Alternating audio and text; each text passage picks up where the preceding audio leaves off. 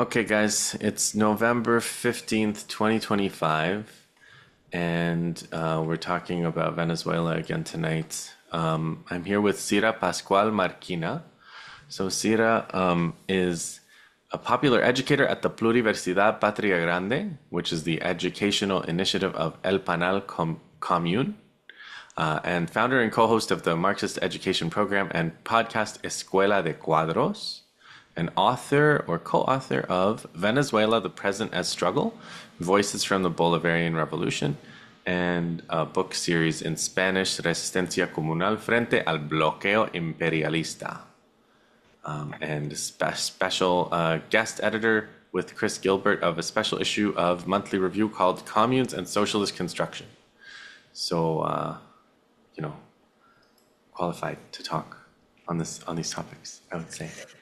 Thank you, Thank you. Justin. Thank you, Cira. So, Cira, I was reading just some tweets tonight, and it looks like I saw one that says 25% of the deployed U.S. Navy is on station in the Caribbean, 22nd Marine Expeditionary Unit, fighters, bombers.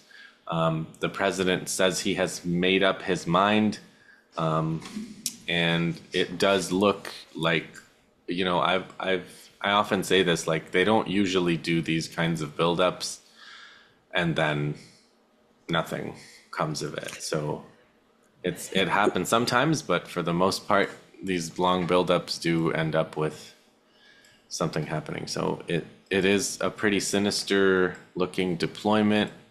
It doesn't look like a deployment for a big invasion, or like they're trying to militarily occupy, but it does look like a deployment for bombing and airstrikes and things like that. So, Yes. you're there, and I want to kind of let you talk mostly.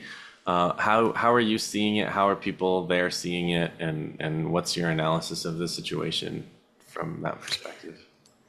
Well, thanks again for having me. It is good to be talking about this because it is a pressing issue. Indeed, we think that this military buildup is not just a threat. It is, of course, a threat to everybody's life, but we think that there is a very big possibility of an escalation.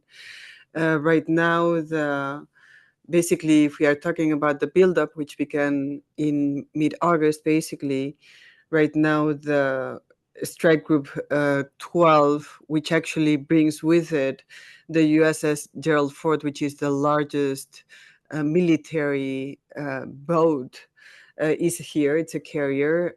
And basically, this means that there are around between 10,000 and 20,000 US troops, but there's, of course, also a buildup in Puerto Rico that is totally related to the current situation. That's how it all began. So, what is the situation here? I think that the best way to understand the situation, one, is that Venezuela has been under siege since the beginning of the Bolivarian Revolution for 26 years already. And there have been all sorts of attacks, paramilitary attacks. There's, of course, an all out economic war against the people of Venezuela via the US sanctions or unilateral coercive measures, which actually have already killed tens of thousands of people. This is since Obama declared Venezuela an extraordinary threat. So the people of Venezuela basically have been preparing for this for more than 2 decades. Now, this is different in the sense that it would be the first time that the US would strike on Venezuela. It has already, of course, as everybody knows, killed in extrajudicial assassinations around 70 people, not all of them Venezuelan, but most of them near the Venezuelan coast. So this is actually a situation that war really that's killing people. How are people preparing here in Caracas and in Venezuela in general? Well, I would say that the most interesting thing when you are in Caracas or anywhere in Venezuela is that life goes on. That actually, I think we can say that that's a victory. That the threat is there and everybody is aware. Almost nobody, like maybe a very, very small percentage of people would be in favor of an invasion. That would include Nobel laureate Maria Corina Machado, who is in favor of the invasion and has called for it repeatedly, including calling for Israel about 3 years ago to support an invasion, about 5 years ago to support an invasion of Venezuela. But most of the people, including most opposition people, are of course not are really against this buildup and what may come with it. But day-to-day life, it goes on as normal. We are on maximum alert. President Maduro has said everybody has to be on maximum alert, but life has to go on. Life must go on. We cannot give them the victory. But also, it is important to know that since the buildup began in August, people began to queue up to sign up basically for voluntary service for the militia, for la milicia. So right now, actually, millions of people have signed up for it, and not only have signed up for it, but of course are preparing for it.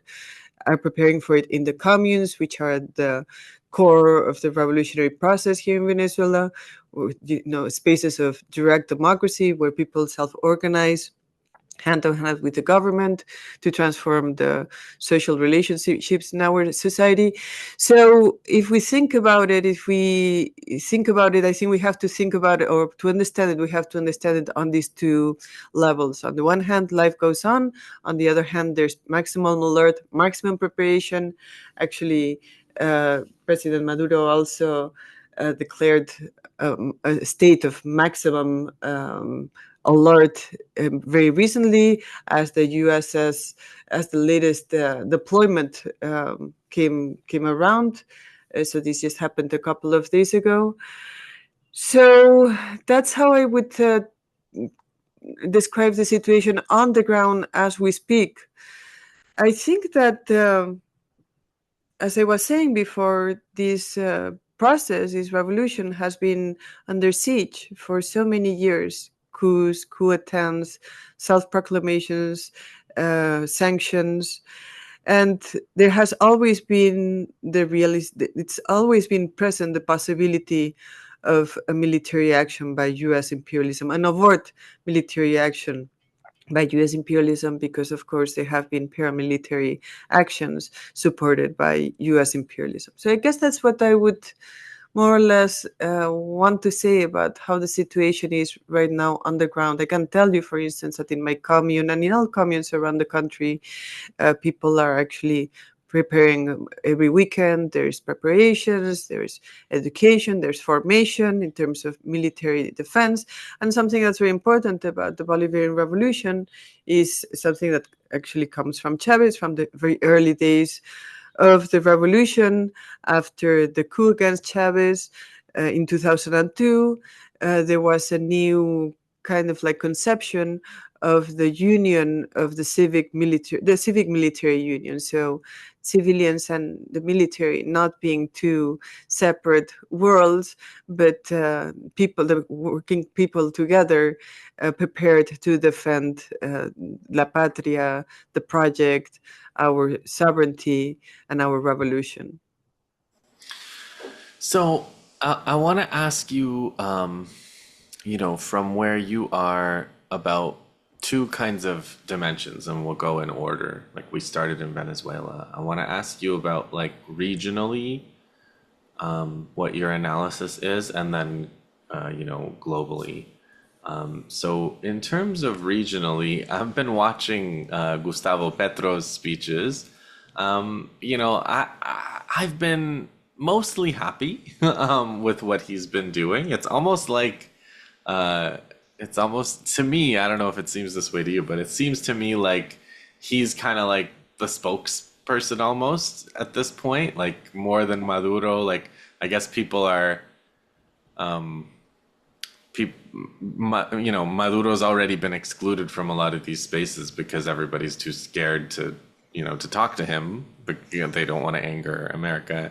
And so Petro's been able to go to the UN, and Petro's being interviewed by these Colombian liberals, and he did this event, and I know you watched it because we talked about it the day after it happened. But he did this event, and I was at an event like this in Venezuela about 20 years ago. It was like the one in Venezuela that I went to was like a no volverán, I think was the theme, or like these people won't come back, and it was like similar commemoration of the period of what's called in Venezuela la guerra sucia, the dirty war, where a lot of activists and militants and people of the left and people who were trying to win change were all kind of disappeared, assassinated. That happened all over Latin America. Venezuela was no exception. And Petro was speaking at this event where he was asking officially for pardon from the Unión Patriótica survivors and families of the people. Thousands of activists from this left-wing political party were assassinated over about a decade. And he basically said, like, our world is run by a clan of pedophiles. And I don't know. I'm interested in like what people think of what you think of what Petro was saying, whether that's like something people are watching there, whether that's just like, no, that's Colombia and this is Venezuela and it's, or and how you saw that speech too. I was in Santa Marta and I was in the event where Petro spoke. So this was a very moving event because I was as part of the Venezuelan delegation. This was to honor the victims of the Unión Patriótica, the genocide against the Unión Patriótica in the 80s. So I was there as part of the Venezuelan delegation because we also participated in the third People's Cumbre. I wouldn't know how to say summit, in the third People's Summit, which happened hand in hand with this homage and recognition from the state of what had happened, of the genocide. It was a very moving moment. There were about 1,500 victims there, and Petro made a very, very powerful speech. And yes, I mean, I will not agree with everything he says, but he certainly is a person with charisma, with a capacity to analyze the moment. And also, he is a Bolivarian, and we might talk a little bit about that, but that's totally relevant. So indeed, he made some interesting reflections about this, basically what he calls the cartel de los pedófilos, the pedophile cartel.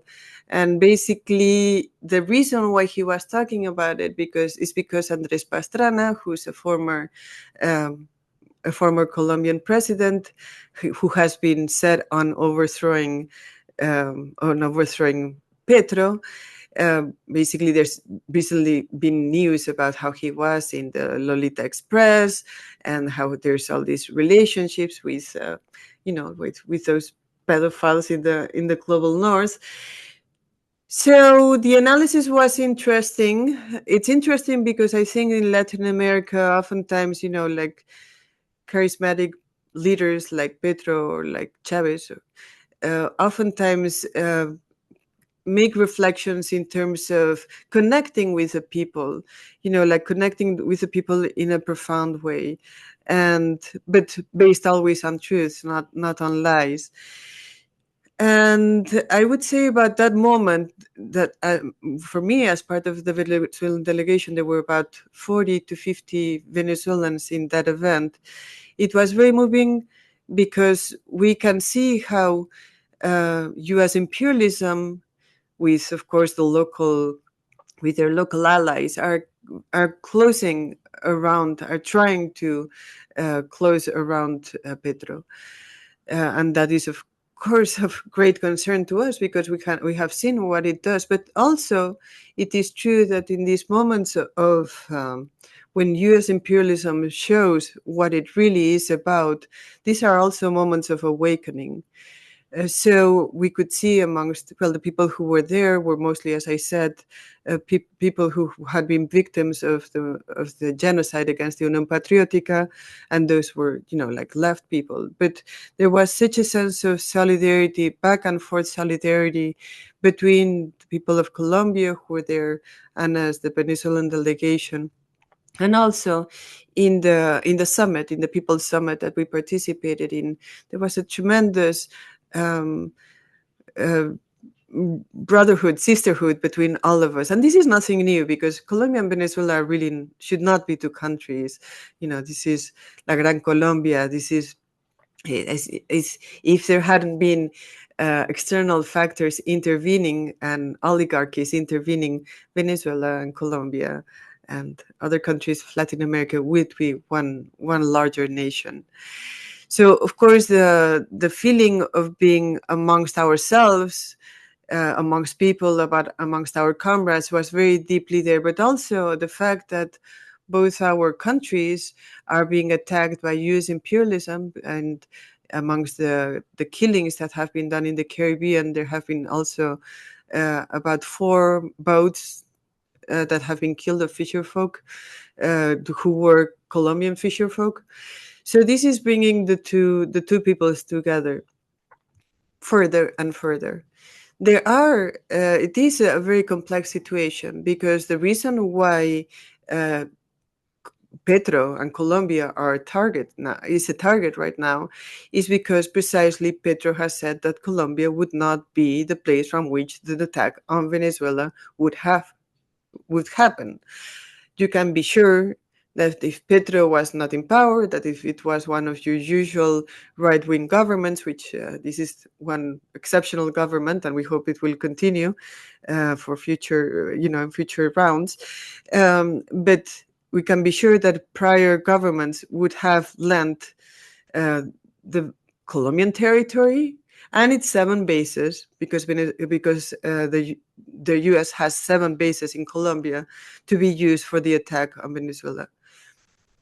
I'm sure that there actually would be already a war against Venezuela if Petro was not the president of Colombia. So this brings us together. It makes more clear who our common enemy is. And all I can say is that both in the UP event, when Petro made these reflections about the Clan de los Pedófilos, which is, as it operates in Colombia, it's trying to do all sorts of, bringing connections with the Trump administration, conversations, media attacks on Petro, everything you can imagine. So in addition to making an analysis of this situation, Petro also talked about Bolivar and the importance of understanding each other as, part of the same people, brothers and sisters who face a common enemy. So even though that visit to Colombia, that the Venezuelan delegation to Colombia was in difficult circumstances for the two peoples, it also brought us closer together. So I feel privileged to have there, specifically in that homage to the Unión Patriótica, but also in the spaces of the summit, because in all the debates, the issue of the aggression against Venezuela and, of course, against Colombia too came up. There was a lot of solidarity and a great understanding. And the last thing I want to say about this is that this is not only an attack against Venezuela or Colombia. This is an attack against all of Latin America and the Caribbean. This is already happening, but if it becomes a hot war on the ground, it will be just the beginning. The beginning of really a reorientation of U.S. policy towards the continent, towards the hemisphere. Yeah, and a new kind of lawlessness. But I wanted to kind of, I wanted to talk a bit about like why now, And I have some ideas about it, but I think when you mentioned Petro, I think part of the reason why the US is going so aggressive in this particular direction right now is because Petro's in power, because all of those mechanisms that they've tried haven't worked. They can't go via Colombia right now. They can't get the opposition can't win an election. They can't seem to get a coup going sustainably. And so I also want to ask you about like economic warfare, because that's been a reality, like you said, for 26 years. But I think my sense is that the worst of it is actually behind Venezuela. And so that is, I read that as a major source of frustration for the imperialists, which is not even the economic war is working like it's supposed to anymore. So can you talk a bit about how the economic war has developed over time, and where things are at, and why this might be, whether you think I'm right or wrong? Well, indeed, the worst of the economic war against Venezuela is behind us for now. If there is an all-out war, that's going to, of Yeah, of course, course. generate also economic problems.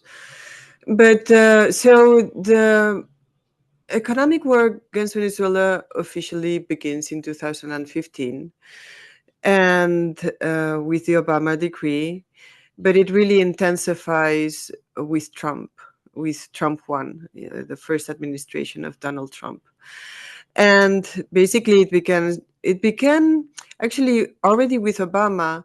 There were targeted sanctions, and targeted sanctions actually have an implication for the whole of the country.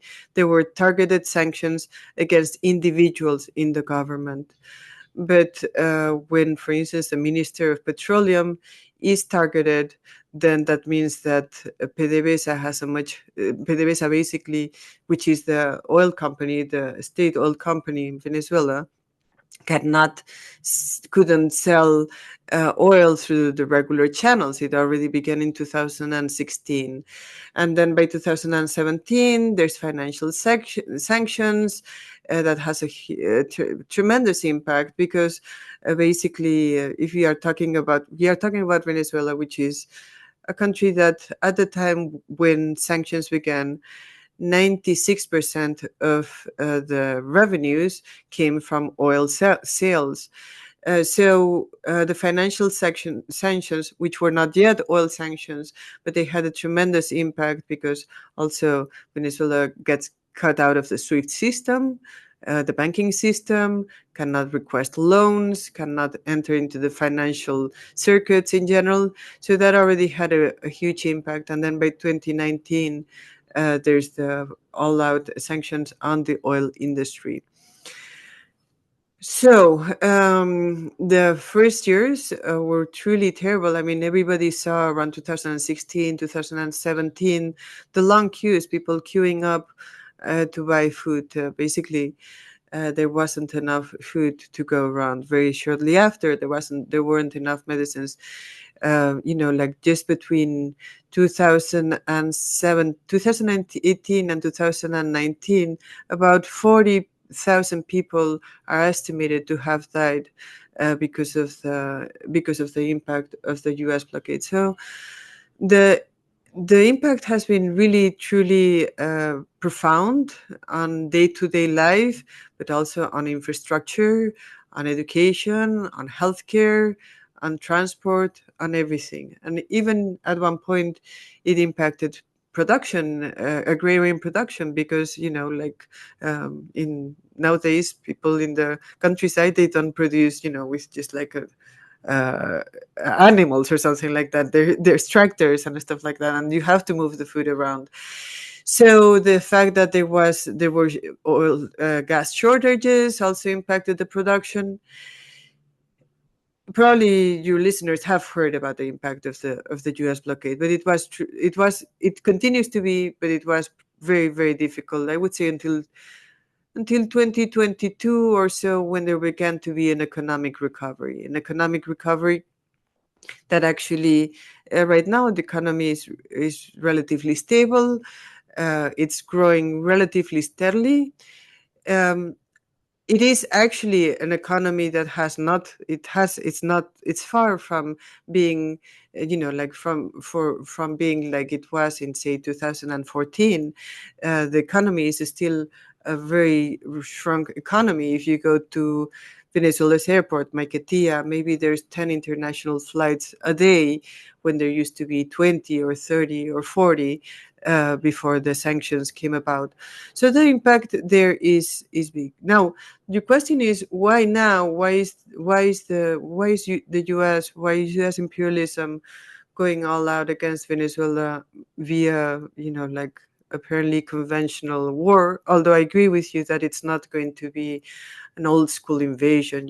I don't think we are going to see the Marines coming into the coast of Venezuela, but a war, attacks on Venezuelan assets is what one would imagine would happen. So why now? Indeed, one of the reasons is that the blockade hasn't worked. I mean, it's created a lot of pain, but they've always said that their objective was regime change, and they never had any shame about saying that. It's like pretty amazing. Every time that sometimes I have to remind myself, it's really incredible that a country will just say it overtly that their objective is to overthrow the government, the democratically elected government of Venezuela in this case. So they haven't succeeded. And I think that that's the main reason why they are opting for this. Additionally, when Trump came out of office, he said that everything was almost ready for an invasion. In that case, from Colombia. At that time, Petro wasn't the president, so it was already lined up for the invasion. And he said, he said very rudely, I mean, that oil, it has to be our oil. It's like it's very near us. And if I had stayed longer, if I had stayed for another term, actually that oil which is so close to us, would actually be under our control. He said it with all the words. So I think he is actually following what, in this case, I mean, we know that Trump will say one thing one day and another thing the next day, but in this case, he is being actually coherent with what he had been saying. Now, that's my analysis. It is true too that right now the Latin America and the Caribbean, there's progressive governments in Colombia, and of course in Mexico, and of course Cuba, the revolution. But there are some progressive governments, but there are also plenty of governments that seem to be more or less ready to go whatever Trump says, and that's another reason. But the final thing that I want to say is that actually there was an article in Politico about a month or a month and a half ago that had a leak about the US military doctrine. And this leak about the US military doctrine would point to a shift towards a hemisphere. In other words, in the earlier US military doctrine, in the earlier iteration, China and Russia would be kind of like the main focus and the main military focus too.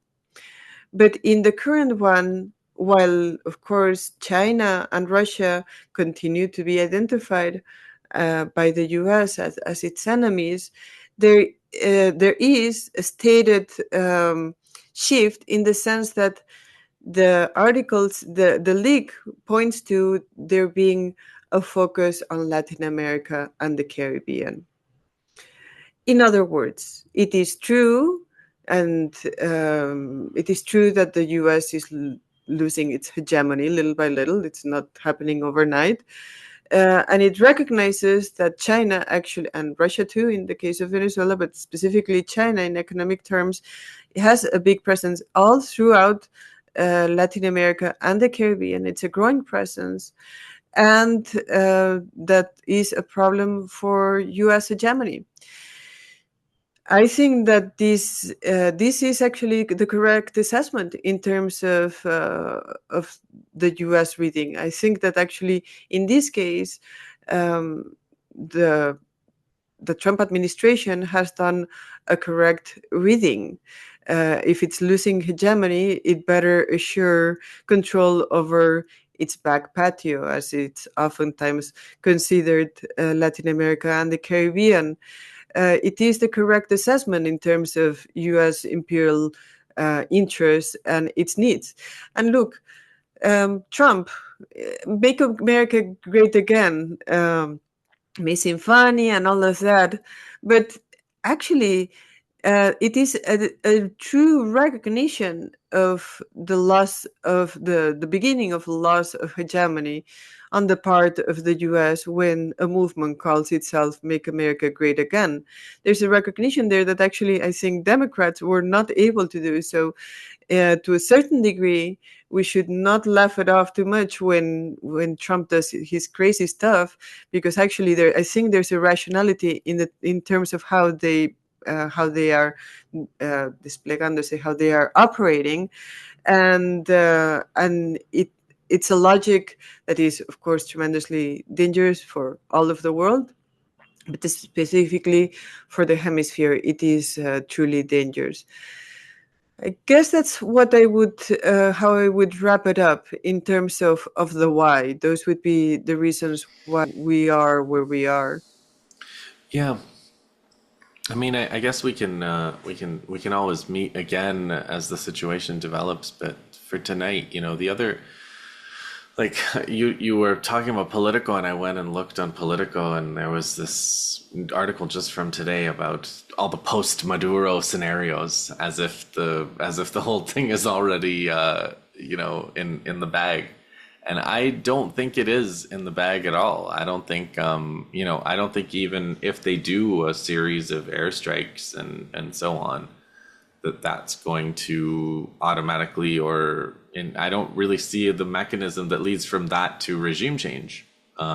Absolutely. So Absolutely. yeah. The people of Venezuela are ready, and I mean, it's true. I mean, maybe they'll down some, Sukhois or F-16s, and maybe and it's very, very likely that they'll hit assets. But this is a word that, like getting control of this country is not going to be easy. No. There's a lot of preparation. There's a lot of consciousness amongst the people. There's a true sense of belonging to a project that's worth defending. And a project, this project is not the government. Of course, it's a government that has to stay. But this project is about the people taking the reins of their history and of their future, and that's why it's not going to be easy. I don't think. I'm sure, in fact, that they will not succeed at regime change. Yeah. But of course, solidarity is important, and it is important that people are aware of what's happening here. All sorts of solidarity initiatives are happening for instance, the MST in Brazil. They've already said that they are going to send brigades in defense of the revolution if it happens. There are a lot of international expressions of solidarity, so we do not feel alone. We know that our brothers and sisters around the world will be with us if the attacks should happen. Yeah, I mean that's what I was just starting to think tonight about the post-attack scenario. I mean, I think that what they're trying to do is I imagine what they're trying to do is create some situation where it's just sort of normal that they're gonna bomb Venezuela every once in a while, and that'll be like the new status quo that they're trying to establish. It's possible. I mean, of course, there's one option, which is that they do one intense attack and they hope that things will break inside. They have always hoped that there would be a military rupture. And actually, the military, there's not going to be a rupture within the military. I mean, that's it's the military that has been at it for a long time. There would have been so many moments for there to be a rupture. If it didn't happen already, it's not going to happen now. The people are prepared. So it could be an intense moment, or it could be more, as you say, a long-standing situation. Of course, a long-standing situation is actually very dramatic, very traumatic, and I imagine that of course would lead to people leaving the country again, a new wave of migration, the earlier wave of migration created by the economic war against the people of Venezuela.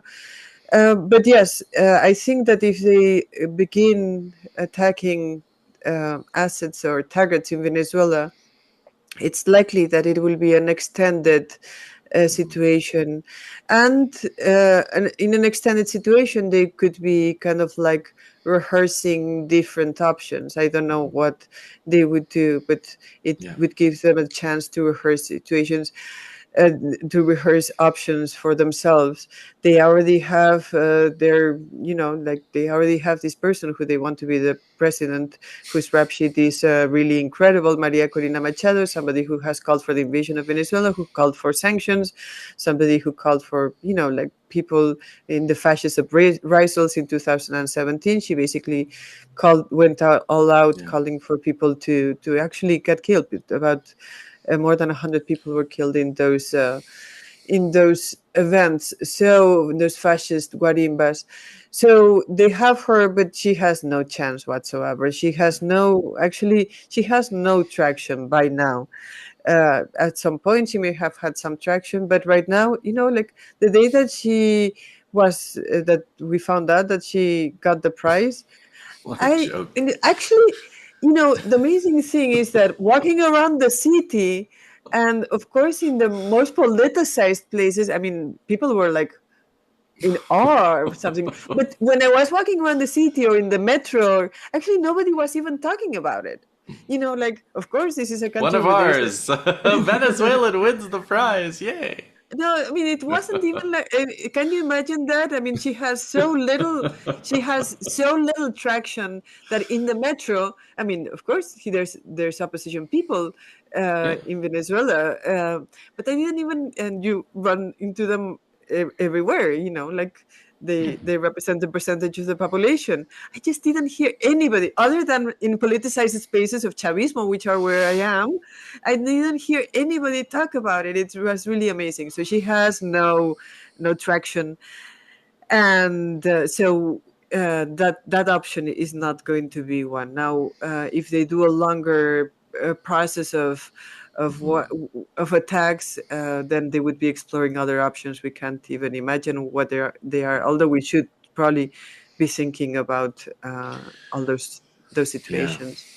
Yeah, I mean, like I think if they try to make it like a longer term like doctrine or whatever, the best thing would be trying to get the whole region to speak with one voice to say like, no. That's right.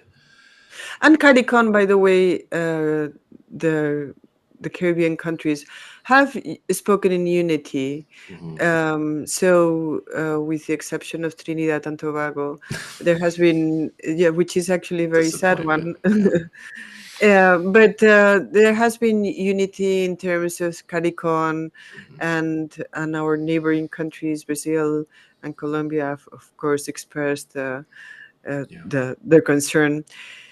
So we will see what happens, but I want to, if we are wrapping up, I want to end with something. Is that Venezuelans don't like to be seen as victims. This is a project of collective self-emancipation. And while, of course, we have suffered a lot because of the war that the U.S. is carrying out against the people of Venezuela and against the revolution, which seems to be entering a new phase right now. The people of Venezuela actually assume themselves as subjects of transformation, not as victims.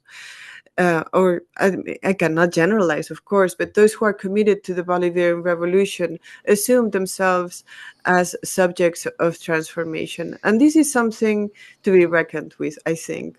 This is something to be reckoned with because it is much easier to put on the corner somebody who assumes, or people who assume themselves as victims, than people who are there to ready to struggle. Of course, the lessons of Gaza, of Palestine, go along the same lines. That doesn't mean that people.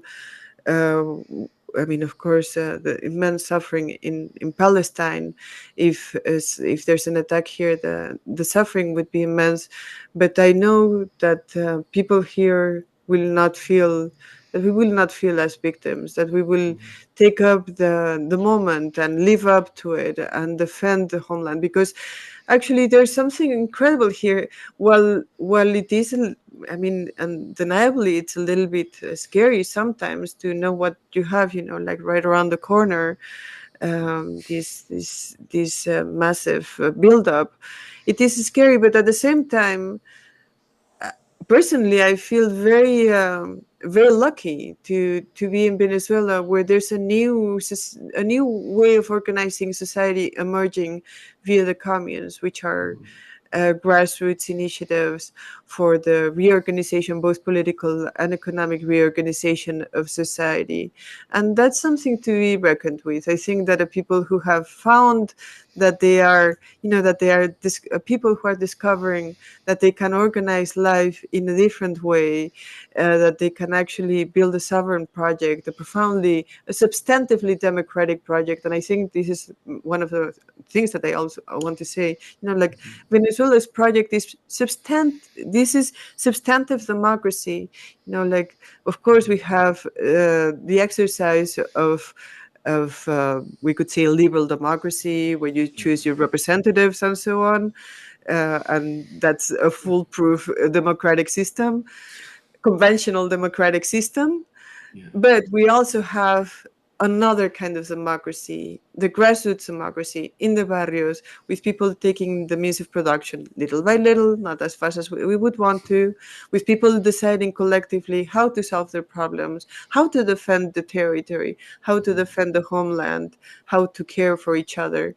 And that's why I say that, while it's true, I mean, sometimes I think everybody gets a little bit frightened at times when you get to reflect on the situation. We also feel proud and happy and lucky to be in Venezuela, where this new world is opening up. That's great. That's a really good way to end our discussion tonight. Oh, I guess I'll just add to that, like, one little thing, which is, on the one hand, like, the flip side of that is, like, the fact that this is an attack on the whole region is, like, I feel really strongly that this shouldn't just be on Venezuela to stop this. It really is on everybody in the region and, in the world, because it is an attack on everybody in the Caribbean there. Absolutely, it begins here and it will spread. If it Yeah. begins here and we don't collectively stop it, it will spread. And we cannot let that happen. So we are very grateful for all the solidarity that Venezuela is receiving. Marches, conferences, and every space where we are able to talk about what's happening here is really important. So I'm really grateful, Justin, for giving me this chance to talk about what's happening here. Okay, I will call you again to keep us up to date. Sounds Hopefully, good. there's always that hope that it's gonna just fizzle out. But yeah, even then, you can come back even then. Okay. We'll come to celebrate with a glass Yeah. of beer or something like that. Yeah. Cira Okay. Pasqual, thank you so much. Thanks so much, Justin.